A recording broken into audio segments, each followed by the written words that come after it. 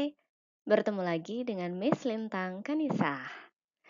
Sekarang kita akan masuk untuk mempelajari terkait dengan proses penyusunan anggaran. Dan anggaran yang mau kita buat kali ini adalah financial budget atau anggaran finansial. Yuk kita cek bagaimana caranya membuat anggaran finansial.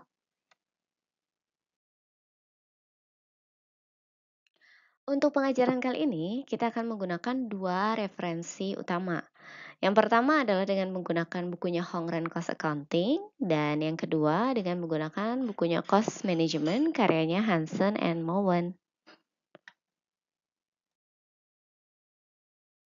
Oke, jika kita amati dari bagan anggaran tersebut ya, di sini kita lihat bahwa proses penyusunan anggaran itu berada pada tahapan perencanaan.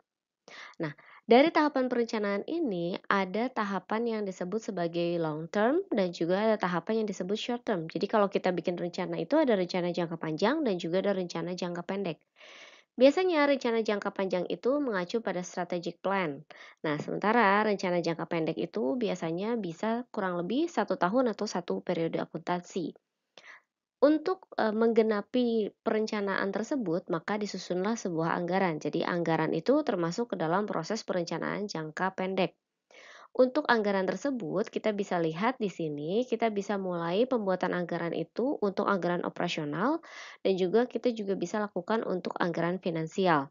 Nanti setelah anggaran tersebut disusun, anggaran akan menjadi sebuah panduan begitu ya, yang nantinya akan digunakan untuk proses pelaksanaan di lapangan. Dan ketika nanti proses pelaksanaan akan tercipta atau akan terjadi proses kontrol atau proses pengendalian. Dari proses kontrol atau proses pengendalian tersebutlah nanti akan tercipta feedback, yang dimana feedback tersebut juga akan digunakan untuk mereview kembali apakah rencana-rencana yang sudah dibuat sudah sesuai ataukah perlu ada revisi untuk perencanaan ke depannya dalam rangka perbaikan. Oke, seperti yang tadi telah saya sampaikan bahwa kalau misalnya kita perhatikan di sini ada tipe anggaran ya. Anggaran itu kalau dikelompokkan sebagai dua kelompok besar ada operational budget dan juga ada financial budget, anggaran operasional dan anggaran finansial. Anggaran operasional di sini, kalau misalnya kita lihat, itu akan berhubungan dengan kegiatan rutinnya dari perusahaan. Mulai dari penjualan, lalu kemudian ada kegiatan produksi. Ini contoh yang saya tampilkan di sini adalah perusahaan manufaktur. Jadi ada penjualan, ada produksi. Selain itu, yang terjadi di departemen produksi juga yang terjadi di departemen marketing, di departemen administrative and expense, dan juga departemen research and development. Semua dari anggaran ini nanti akan masuk sebagai budgeted income statement. Jadi kalau kita perhatikan budgeted income statement ini terdiri baik itu dari anggaran di departemen produksi maupun anggaran di luar dari departemen produksi. Nah, lalu kemudian setelah kita beres sampai dengan budgeted income statement, selanjutnya kita akan membuat yang namanya financial budget. Nah, budgeted income statement ini merupakan jembatan penghubung antara operational budget dengan financial budget. Untuk financial budget, di sini kita akan mulai dengan penyusunan cash budget. Nah, dari cash budget di sini nanti kita akan mengetahui berapa cash inflow dan juga cash outflow perusahaan yang dianggarkan. Selanjutnya, barulah digunakan untuk proses penyusunan budgeted balance sheet. Kurang lebih pada topik hari ini kita akan membahas berkaitan dengan bagaimana caranya menyusun cash budget dan juga bagaimana menyusun budgeted balance sheet. Serta kita akan melengkapi budgeted income statement-nya tidak hanya dari data-data operational budget, tapi juga dari data-data financial budget. Oke, kita sampai di pertanyaan kenapa sih memangnya manajer itu perlu membuat cash budget di luar dari setelah dia membuat yang namanya operational budget ya.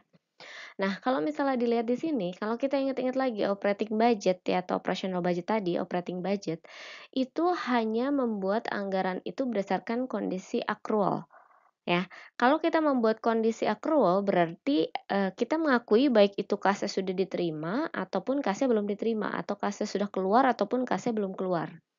Sehingga dalam hal ini manajer itu tidak tahu informasi terkait dengan kondisi cash yang saat ini ada di perusahaan. Padahal kondisi cash yang ada di perusahaan itu perlu diketahui jumlahnya karena banyak sekali transaksi-transaksi yang perlu dilakukan oleh perusahaan untuk membayar dalam bentuk cash. Contoh, misalnya ada tagihan yang sudah jatuh tempo. Berarti mau tidak mau perlu ada kas yang tersedia untuk membayar eh, tagihan-tagihan tersebut. Nah, jadi, kalau misalnya kita lihat di sini, kita juga perlu tahu terkait dengan penerimaan kas. Jadi, kita misalnya mengakui adanya revenue. Revenue itu belum tentu semuanya kasnya sudah diterima.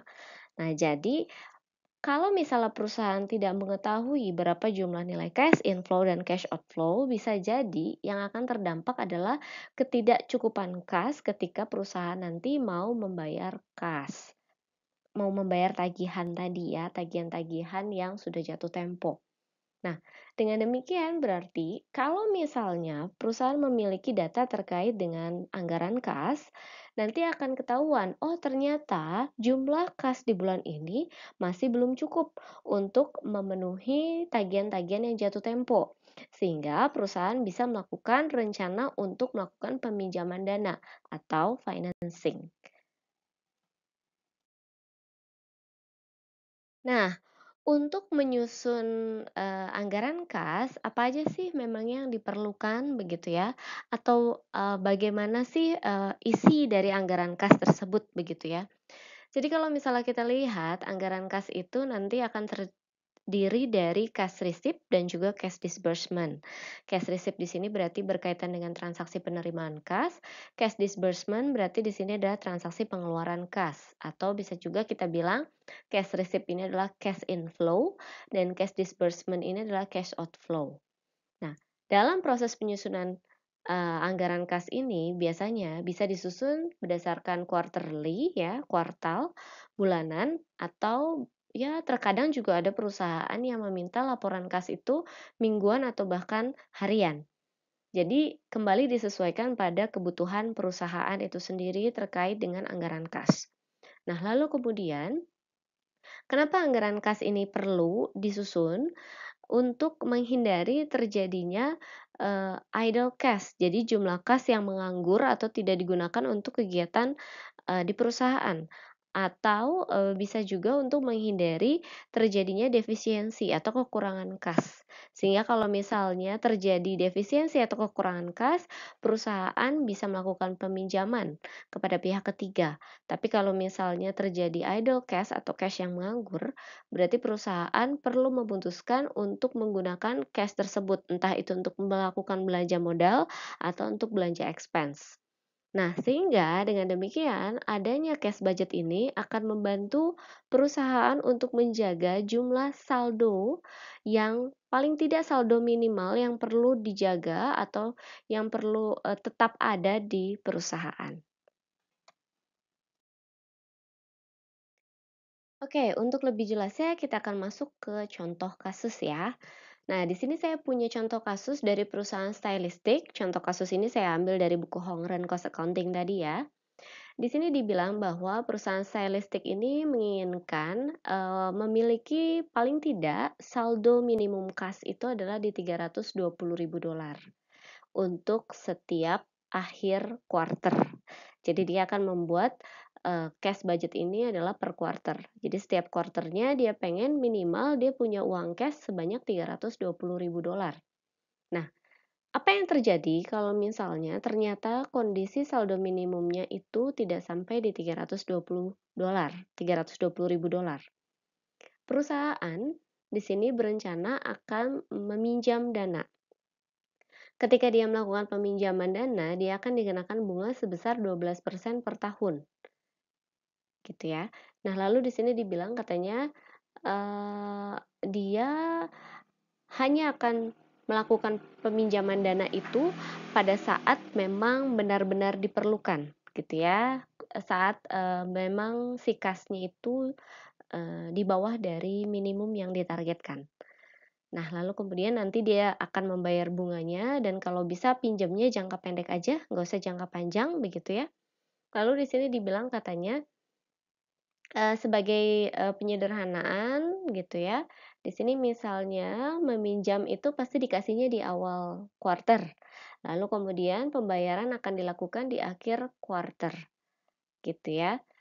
Lalu, di sini dibilang katanya bunga itu akan dihitung dengan, dolar terdekat. Jadi nanti kalau misalnya hasil perhitungan bunganya ada koma-koma gitu ya, berarti nanti, dia akan bulatkan ke dolar terdekat, lalu kemudian minjem dananya itu dengan kelipatan $1.000.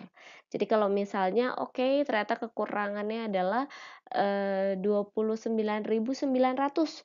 Nah, berarti dia akan melakukan peminjaman sebanyak 30.000, begitu ya, jadi kelipatan $1.000.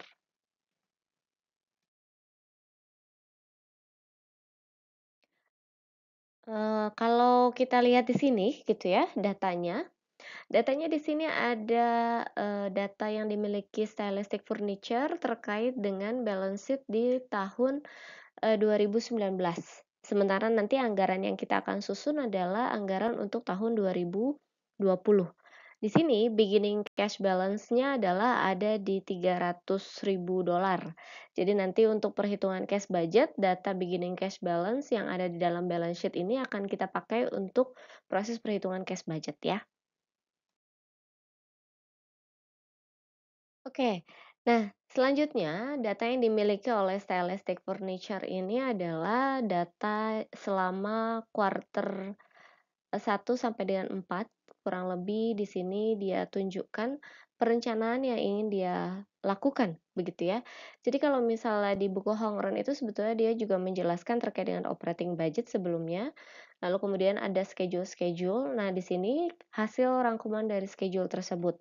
Jadi kalau misalnya kita lihat di sini untuk per quarter direncanakan collection from customer-nya itu seperti ini antara quarter 1 sampai dengan quarter 4. Lalu kemudian ini ada data disbursement-nya atau cash outflow-nya gitu ya, baik itu dari belanja direct material, bayar gaji pegawai, direct manufacturing labor payroll, lalu kemudian bayar beban-beban overhead, lalu kemudian ada juga di sini operating cost ya. Di sini operating cost di sini adalah yang terkait dengan data-data dari departemen di luar produksi ya. Cost-nya ada apa saja. Lalu ternyata di kuartal ketiga akan ada pembelian mesin. Jadi ini nantinya akan menambah mesin yang ada di Stylistic Furniture. Lalu kemudian di sini juga ada dia, menganggarkan terkait dengan income tax ya, pembayaran pajak penghasilan, gitu. Oke, kita lanjutkan ya ke slide berikutnya. Nah, lantas apa yang nantinya kita akan susun gitu ya untuk kasus ini. Jadi di sini intinya adalah untuk, stylistic furniture ini diminta untuk membuat anggaran kas untuk periode tahun 2020 dengan adanya breakdown per quarter.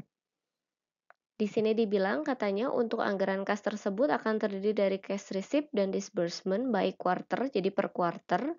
Lalu kemudian nanti juga ada dilengkapi dengan adanya peminjaman jika perlu, jika tadi nilai dari cash-nya itu di bawah dari saldo minimum yang ditetapkan. Lalu kemudian nanti yang kedua adalah kita akan menyusun budgeted income statement untuk akhir tahun Desember 31 2020. Ini sifatnya masih anggaran ya teman-teman, budgeted income statement di sini. Jadi budgeted income statement yang sudah kita susun di operating budget akan dilengkapi dengan data-data yang kita dapat dari proses penyusunan cash budget. Terakhir kita akan membuat yang namanya adalah budgeted balance sheet atau anggaran balance sheet ya, balance sheet statement atau biasa kita ngomong sebagai statement of financial position. Nanti untuk per Desember 31, 2020. Begitu teman-teman, jadi kurang lebih tahapannya adalah kita akan bikin cash budget dulu, baru kita akan lengkapi budgeted income statement kita dari data-data cash budget, dan terakhir kita akan menyusun yang namanya budgeted balance sheet. Nah, ini adalah hasil jadinya kalau kita sudah selesai menyusun cash budget dari Stylistic Furniture. Ini saya kasih tahu dulu hasil akhirnya, kira-kira bentukan dari cash budget ini seperti apa, begitu ya. Nah, jadi kalau misalnya dilihat di sini, karena tadi dimintanya adalah adanya breakdown per quarter, maka di sini saya bagi ada quarter 1, quarter 2, quarter 3, quarter 4, dan data selama 1 tahun. Jika dilihat di sini, cash balance beginning quarter 1 itu akan mengikuti data yang berasal dari balance sheet periode tahun 2019. Lalu kemudian untuk quarter 2 berarti balance sheet beginningnya akan mengikuti data dari ending balance di quarter 1. Ya, cash balance beginningnya akan mengikuti data ending balance dari quarter 1. Sementara kalau kita lihat yang quarter 3 berarti beginning balance-nya juga akan melihat dari ending balance quarter 2. Lalu kemudian untuk yang quarter 4, beginning balance-nya juga akan melihat dari data yang terjadi di ending dari quarter 3.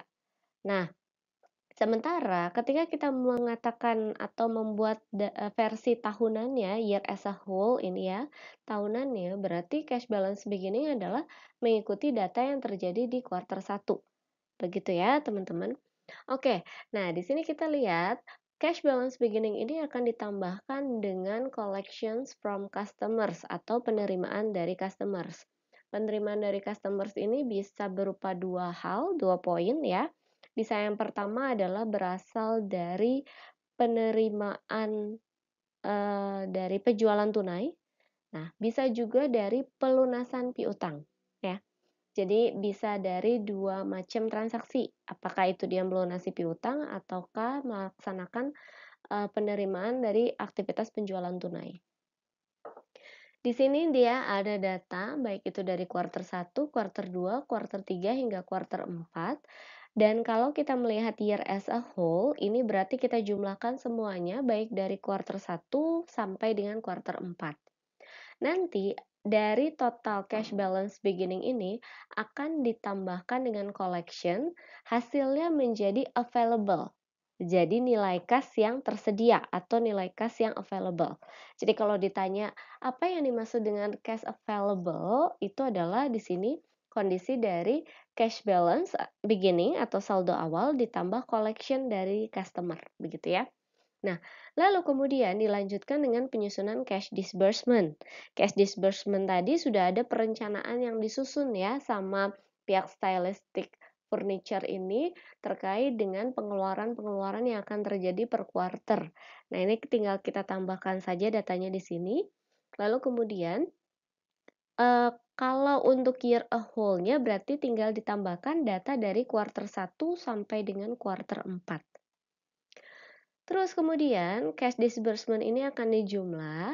Nah, di sini kita lihat ada tulisan minimum cash balance desired. Jadi maksudnya adalah di sini adalah jumlah nilai kas minimum yang diinginkan. Jadi, kalau misalnya kita tadi punya cash available, ya, setelah cash available ini dikurangkan dengan cash disbursement alias cash yang kita keluarkan, maka paling tidak saldo minimalnya adalah setara dengan minimum cash balance yang ditentukan. Tadi kita tentukan 320.000 ya. Jadi harus setara dengan 320.000, harus punya sisa sebesar 320.000. Jadi 320.000 itu kayak semacam saldo mengendap lah ya. Nah, jadi kita perlu hitung itu ya, kita perlu hitung dengan cara begini. Dari nilai cash available ini, kita kurangkan dengan disbursement, kita kurangkan lagi dengan saldo mengendap atau saldo minimum tadi.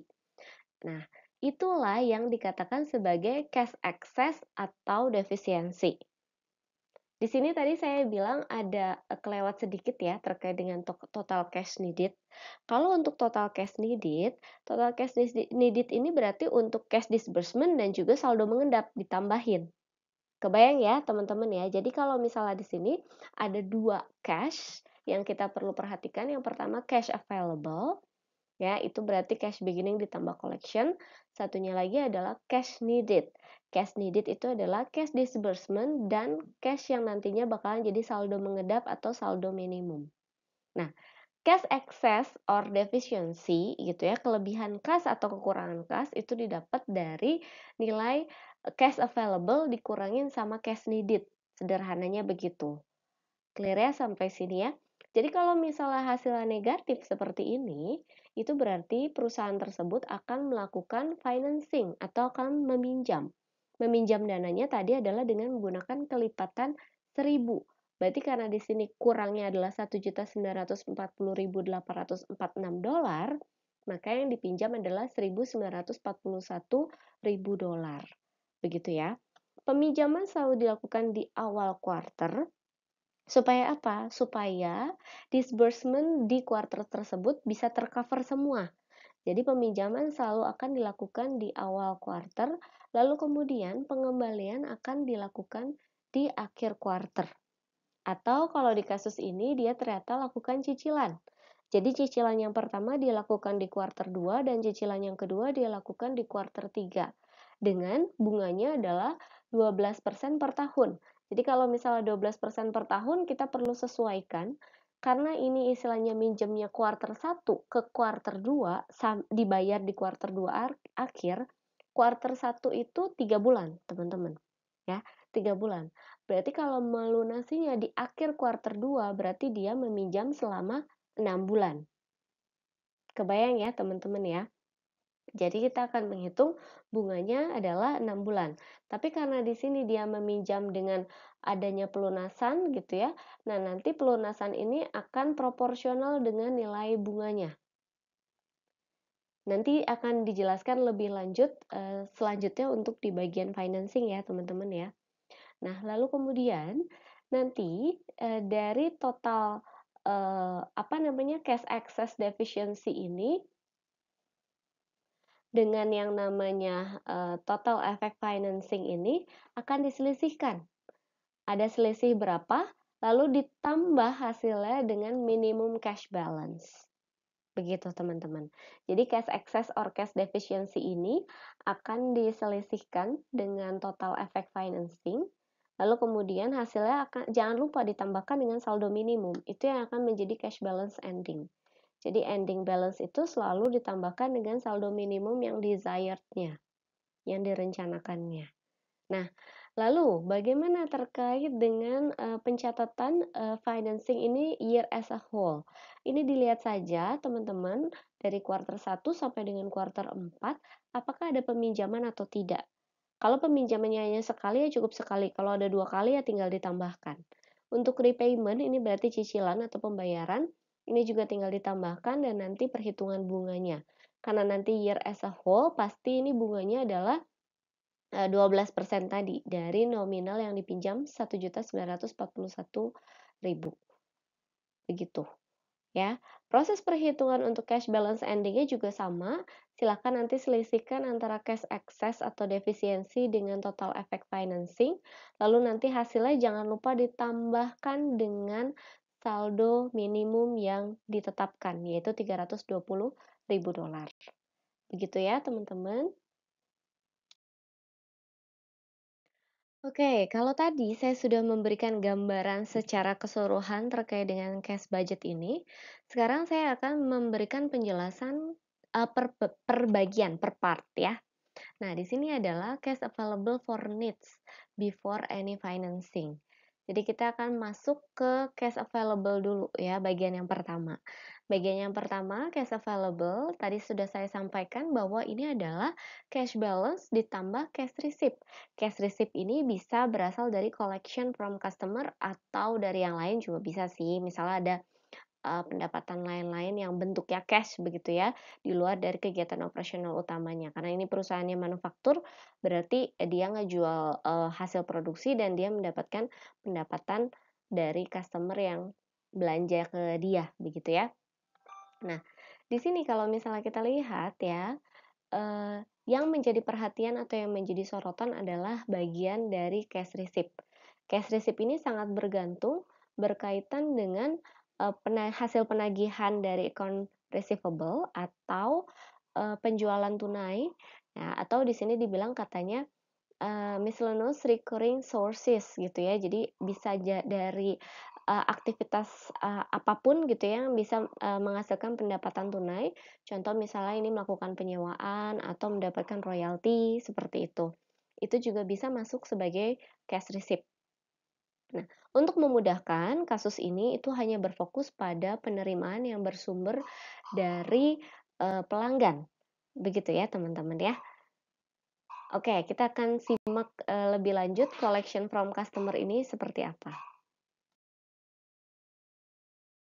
Oke, nah karena tadi fokusnya adalah terkait dengan cash collection from customer, maka di sini kita tampilkan data gitu ya. Di sini ada data.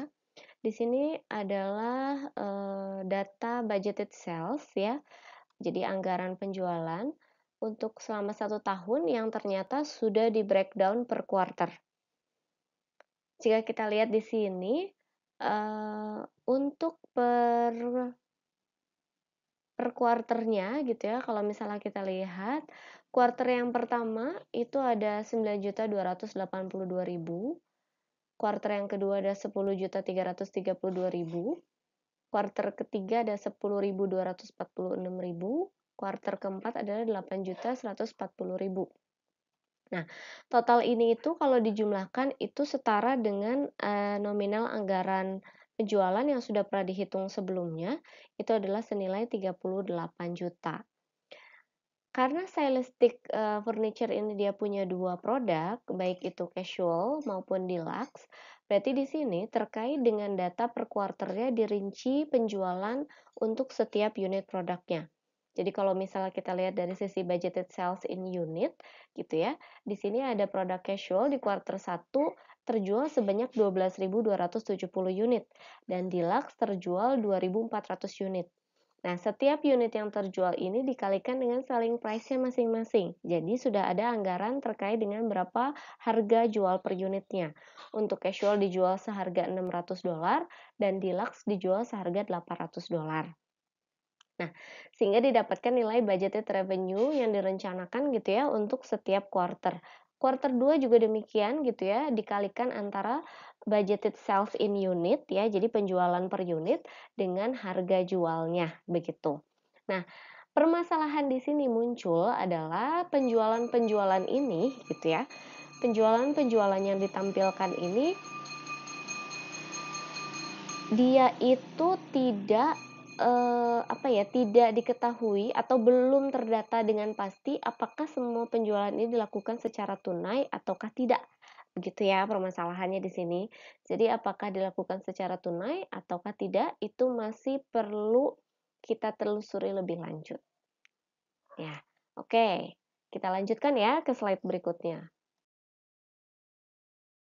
Oke, nah tadi kan saya sempat sampaikan bahwa antara penjualan yang kita dapat ini, data anggaran penjualan ini ada yang dilakukan secara tunai, bisa aja ada juga yang dilakukan secara piutang. Jadi eee, belum tahu gitu ya kira-kira, belum bisa dipastikan apakah semuanya itu dilakukan secara tunai, sehingga kita perlu bikin estimasinya.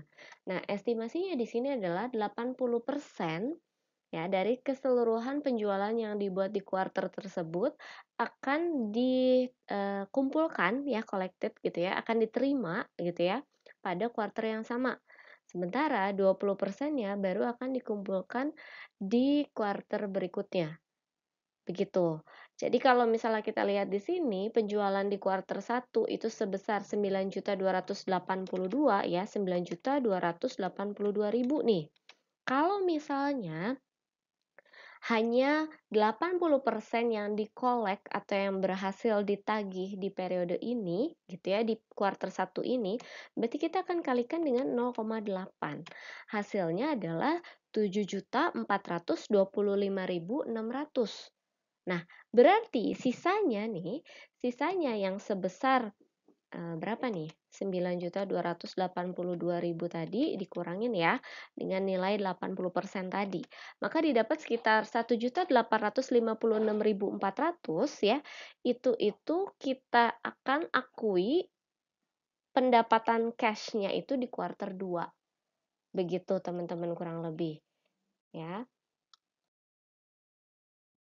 Nah, jadi kalau misalnya kita, tampilkan dalam bentuk, schedule of cash collection tadi ya, si penagihan-penagihan tadi, maka kita punya data terlebih dahulu, data yang kita ambil dari balance sheet tahun 2019.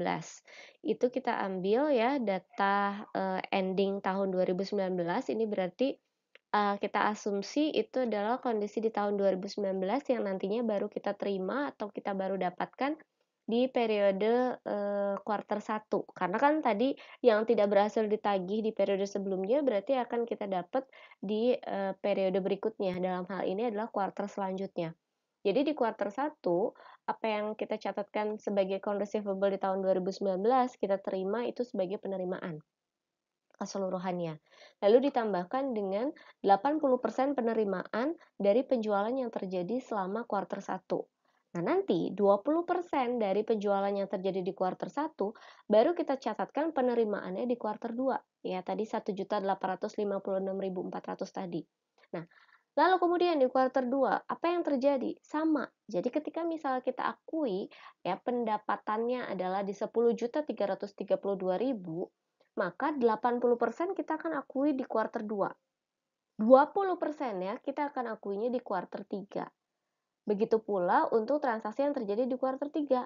Kuartal 3 juga 80% diakui langsung di kuartal 3 dan 20%-nya diakuinya di kuartal 4. Nah, sekarang bagaimana dengan yang kuartal 4? Kalau kuartal 4 di sini dibilang bahwa data penjualannya diketahui 8.140.000. Dari 8.140.000 itu 80%-nya diakui langsung di kuartal 4. Berarti sisanya 20%-nya ya 0,2 kita kalikan dengan 8.140.000 ya, maka kita akan dapatkan hasil 1.628.000. Itu akan menjadi apa? Itu akan menjadi account receivable ending. Ya, account receivable ending yang nantinya akan terjadi di akhir tahun 2020. Begitu ya kurang lebih. Jadi itu masih sifatnya belum tertagih, jadi masih kita catat sebagai nilai account receivable. Nilai account receivable ini akan sangat terdampak ketika nanti kita akan mencatatkan di nilai balance sheet. Begitu ya. Oke, kalau tadi kita sudah membahas terkait dengan cash available ya. Lalu sekarang kita bahas bagian yang kedua, yaitu terkait dengan cash disbursement. Untuk cash disbursement ini di sini ada dari direct material purchases. Jadi kalau misalnya kita kembali lagi kepada operating budget, jadi di operating budget itu ada anggaran belanja bahan baku ya, ada anggaran direct material purchases itu dimasukkan ke dalam cash budget ya belanjanya sesuai dengan aturan juga. Karena kita ketika belanja direct material bisa aja ada yang tunai, ada juga yang nggak tunai, begitu ya, atau berhutang. Nah, pastikan yang kita catatkan di dalam cash budget itu adalah hanya yang tunai. Lalu kemudian direct manufacturing labor and other wage and salary outlays. Itu berarti yang berkaitan atau berhubungan dengan penggajian dari karyawan.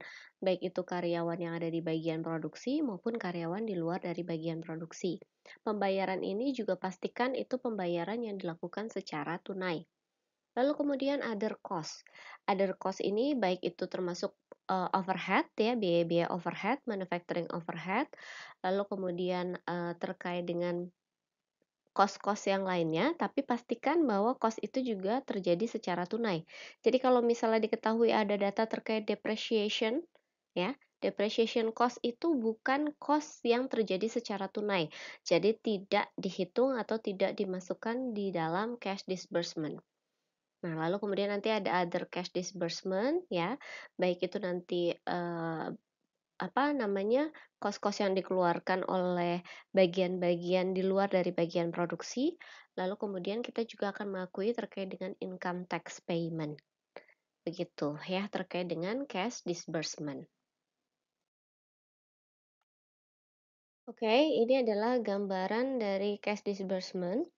Jadi kalau misalnya kita ngelihat data year as a whole, ini akan sama dengan data yang sudah kita bikin di operating budget, tapi kembali lagi pastikan apakah semuanya itu transaksinya terjadi secara tunai atau transaksinya terjadi secara cash begitu ya.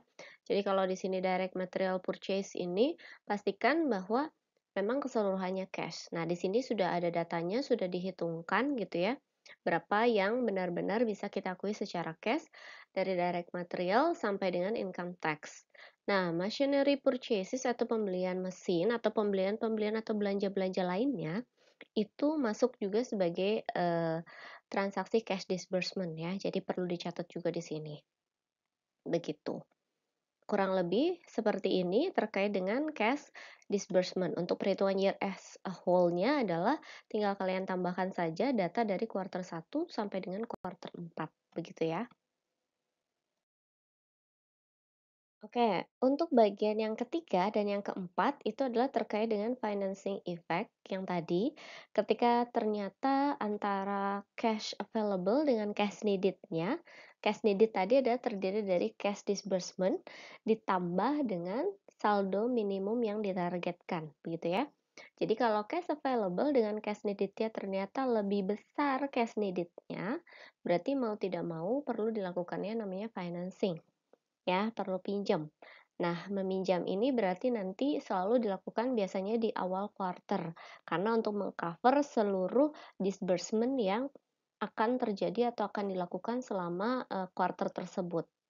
Nah, lalu kemudian bagian yang keempat itu adalah berkaitan dengan ending cash balance. Jadi kalau misalnya kita lihat di sini ending cash balance, jangan lupa gitu ya, cash excess atau cash deficiency tadi setelah kita kurangkan antara available dengan needed kan kita akan mendapatkan yang namanya apa namanya si cash excess atau cash deficiency yang kelebihan atau yang kekurangan cash gitu ya.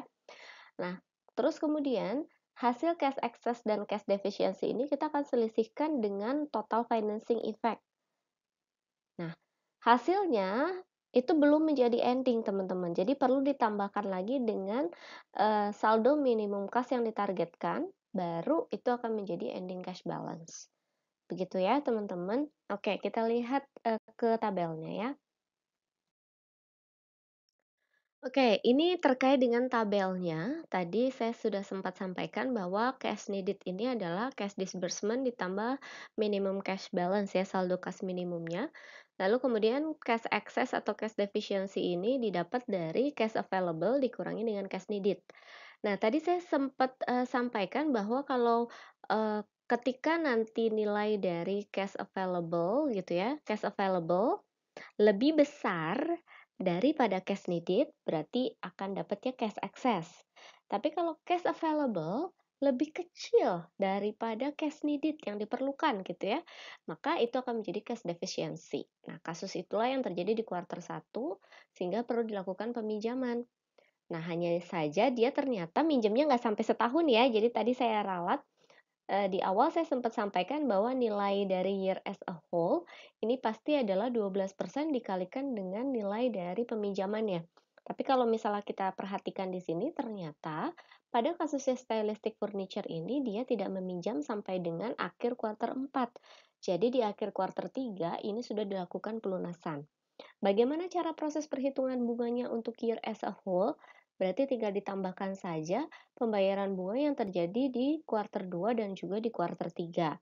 Untuk perhitungan pembayaran bunga di kuartal 2, berarti kita tinggal jumlah nilai yang dicicil tadi 846.000 ya yang sudah dikembalikan dikalikan dengan 12%, lalu dikalikan lagi dengan 6/12 karena kuartal 1 minjam kan di awal, dikembalikan di akhir kuartal 2. Berarti periode peminjamannya itu sudah 1 semester atau 6 bulan.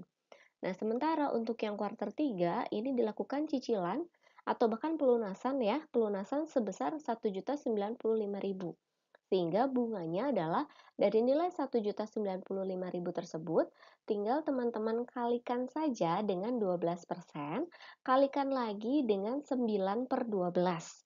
Kenapa 9/12? Karena meminjam di awal kuartal 1 dan dilunasi di akhir kuartal 3.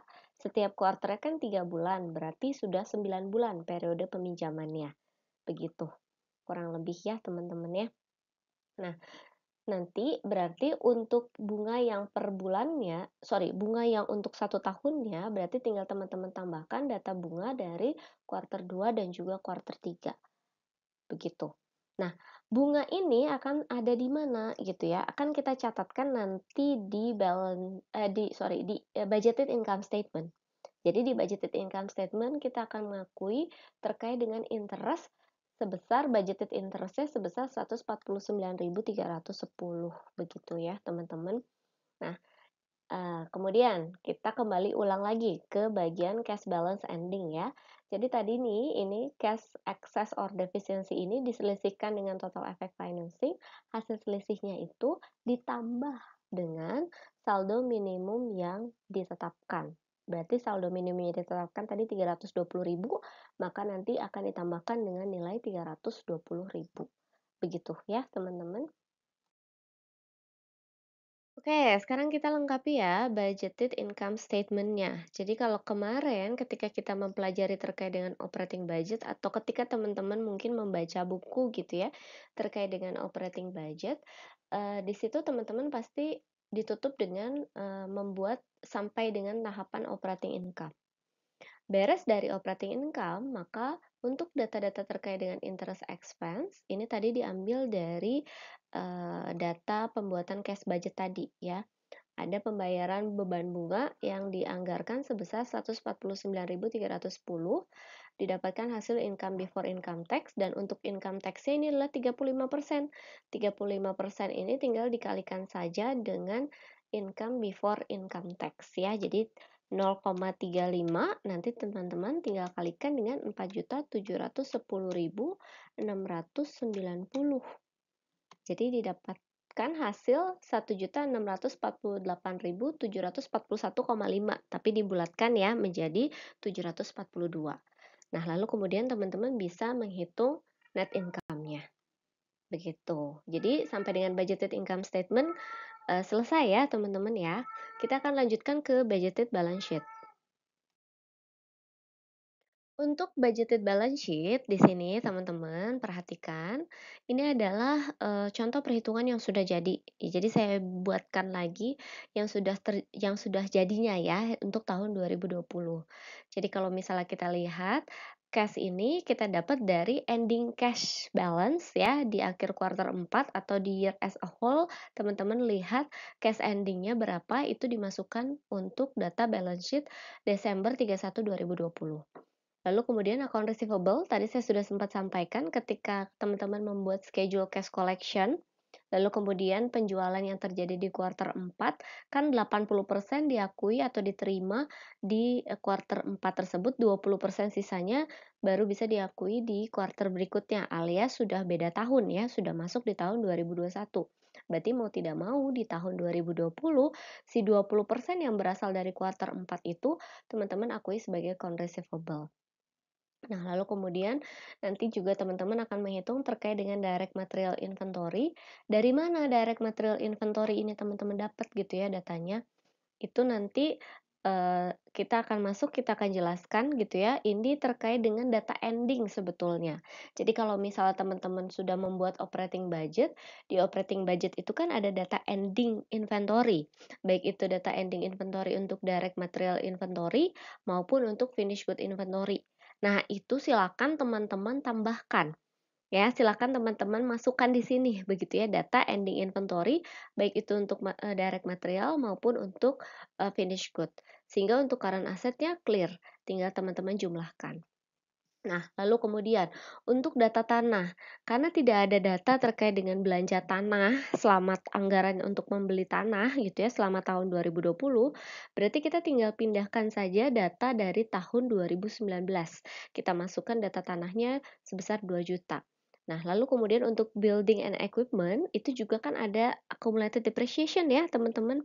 Untuk building and equipment hati-hati karena tadi sempat dianggarkan adanya belanja mesin. Jadi, data yang kita punya di tahun 2019 dari balance sheet tahun 2019 itu tinggal teman-teman tambahkan saja dengan belanja mesin yang terjadi di tahun 2020 dianggarkan berapa? Itu menjadi 22.758.000 ini, begitu ya. Sementara kalau untuk accumulated depreciation silakan cek kembali terkait dengan operating budget ya, operating budget di bagian manufacturing overhead. Operating budget bagian manufacturing overhead ya, di situ ada akumulasi untuk, accumulated depreciation. Jadi, data yang terjadi di tahun 2019 yang ada di balance sheet 2019, teman-teman tambahkan dengan accumulated depreciation yang terjadi di tahun yang dianggarkan di tahun 2020, dilihatnya dari mana? Dilihatnya dari schedule manufacturing overhead, gitu ya. Nah, nanti akan dapat total dari keseluruhan aset. Nah, kita bahas dulu bagian yang current assetnya, sampai dengan bagian dari property plant equipment tadi ya, gitu ya. Secara detailnya sebetulnya sudah ada di slide-slide selanjutnya. Jadi kalau misalnya kita lihat di sini, ini ya penjelasan yang tadi saya sudah sempat sampaikan terkait dengan dari mana sih angka-angka ini gitu ya berasal begitu ya. Nah, lalu kemudian ini saya juga buatkan detailnya. Jadi account receivable balance itu dapat dari mana sih gitu ya. Jadi kalau misalnya bisa teman-teman tidak ambil dari cash collection, yang tadi schedule cash collection, misalnya teman-teman mau hitung manual seperti ini.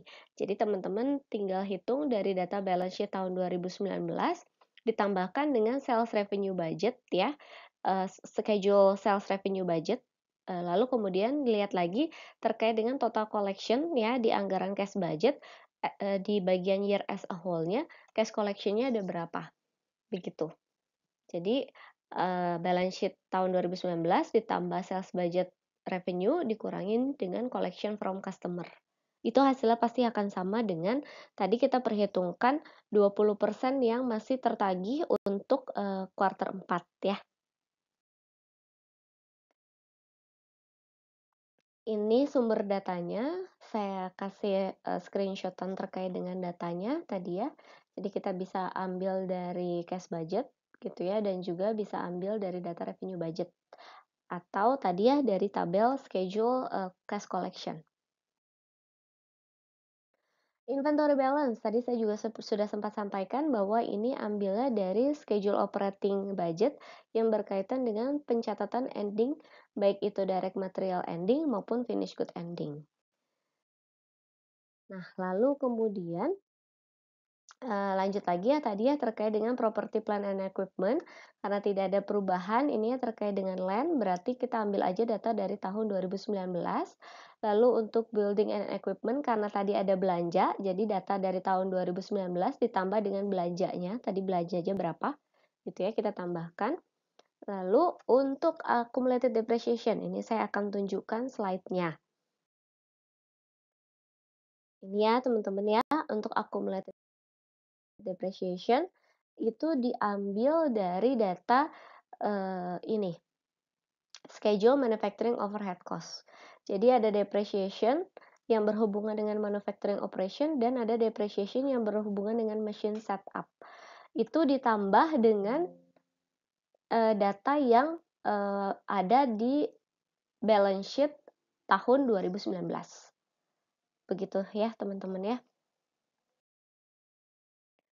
Oke, nah sekarang kita masuk ke bagian yang current liabilities dan juga stockholder equity ya. Nah, terkait dengan current liabilities ada data account payable, utang. Nah, utang ini berarti kita akan dapat dari data tahun 2019 ya, data balance sheet tahun 2019, lalu kemudian nanti kita akan tambahkan belanja-belanja yang terjadi gitu ya. Belanja-belanja tadi berarti bisa berhubungan terkait dengan direct material purchase ya.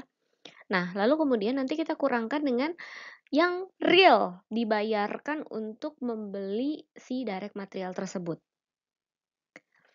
Lalu kemudian income tax payable ini juga sama, nanti kita akan mengambil data baik itu dari budgeted income statement, budgeted balance sheet tahun lalu, budgeted income statement periode ini, dan juga kita akan lihat juga terkait dengan cash budgetnya, karena tadi di cash budget juga kita ada pengeluaran terkait dengan bayar pajak penghasilan. Untuk stockholder equity, common stock ini tidak ada perbedaan ya, tidak ada perubahan gitu ya.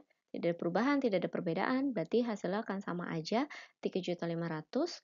Sementara untuk return earning ini berarti nanti akan sangat dipengaruhi dengan nilai net income yang kita anggarkan untuk periode tahun 2020. Berarti data tahun 2019 tinggal nanti kita tambahkan dengan income statement. Di budgeted income statement tadi pasti ada nilai net income, itu yang kita tambahkan untuk mengetahui nilai yang terjadi di tahun 2020.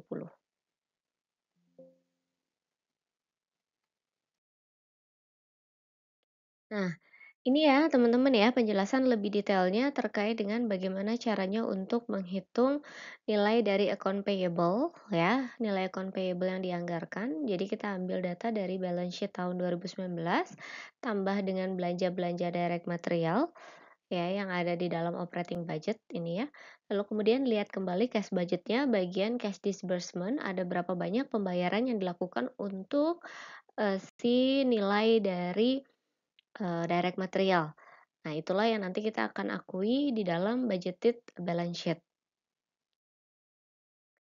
Selanjutnya, ini kurang lebih gambaran datanya ya. Ini adalah gambaran data terkait dengan data direct material purchase budget dan ini adalah data terkait dengan cash disbursement tadi gitu ya. Nanti tinggal diambil datanya lalu kemudian dikalkulasi untuk dihitung berapa nilai dari account payable yang akan dianggarkan untuk tahun 2020 dan dimasukkan ke data balance sheet. Nah, ini untuk data income tax payable. Detailnya seperti ini perhitungannya. Jadi data tahun 2019 yang ada di balance sheet ditambahkan dengan data yang ada di dalam budgeted income statement. Jadi di budgeted income statement tadi kan pastinya ada terkait dengan income tax. Tapi belum tentu itu adalah cash tunai. Jadi perlu dilihat lagi juga, dicek lagi data cashnya gitu ya, data cash yang sudah dibayarkan, pembayaran terkait dengan tax ini ada berapa. Nah, berarti itu kita akui sebagai income tax payable yang dianggarkan untuk tahun 2020. Jadi perlu kita sandingkan ya, baik itu data yang ada di budgeted income statement maupun yang ada di cash budget. Ini ya kurang lebih datanya. Jadi data yang ada di balance sheet ini tahun 2019, lalu kemudian ditambahkan juga dengan data yang terjadi di tahun 2020, jangan lupa dicek, oh ternyata dari data yang terhutang itu ada yang sudah terbayarkan. Lalu kemudian terkait dengan return earnings ini tadi hanya berkaitan dengan data balance sheet dan juga data net income yang terjadi di budgeted income statement yang anggaran tahun 2020 begitu ya. Jadi tinggal ditambahkan aja dari kedua data ini, dari data yang ada di balance sheet tahun 2019 return earnings-nya dengan data terkait dengan net income yang terjadi di tahun 2020. Oke, kurang lebih seperti itu terkait dengan pembelajaran kita hari ini ya mengenai proses pembuatan financial budget dari kita menyusun yang namanya cash budget sampai kita susun melengkapi ya budgeted income statement sampai akhirnya adalah kita menyusun terkait dengan budgeted balance sheet. Oke, sekian untuk kali ini. See you on the next video. Bye.